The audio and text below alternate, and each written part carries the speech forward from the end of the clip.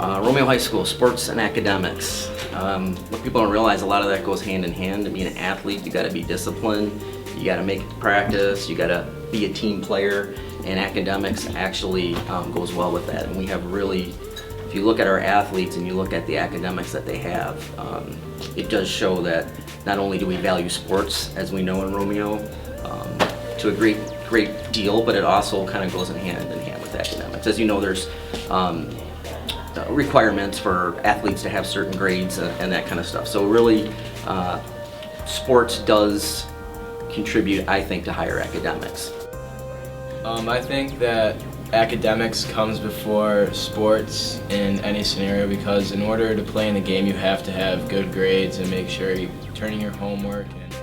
In society, I think there is a specific type of value placed on athletes more so than intellectuals and things like that. Like, why aren't we having pep rally, like a 3.5 and above pep rally to celebrate the kids who, you know, have done good in school? Or I definitely feel like athletes get like more attention, but I think like when it comes down to it, that like there's like value in both. Like athletes have their place, and so do people who have like intellectual talent. So there's time and place for both. And look at the Athletic Hall of Fame, or in the top 10 wall.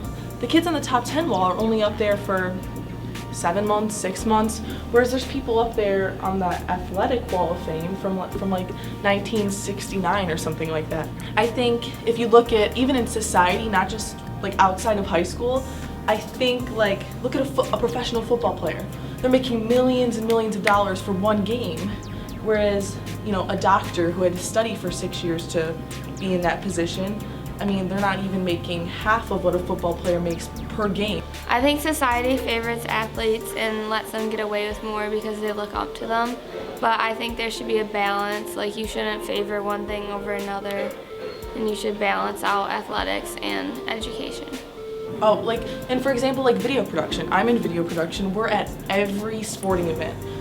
We're at football games, volleyball games, hockey games. We're there every game. We get there, we have to set up equipment, get decent footage, produce it, edit it.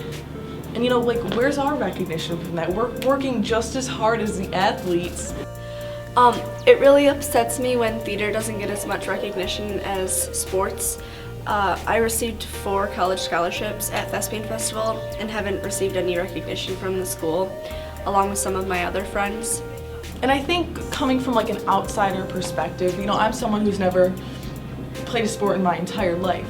I have this mindset, but this isn't like a blatant jab at, you know, anybody who's an athlete. I think it's not high school, not Romeo High School, I think it's society in general, high schools in general, that have this mindset of placing more value on sports teams and the athletes instead of the kids who are achieving and excelling in schoolwork and their studies. And I'm not saying that like you can't do both.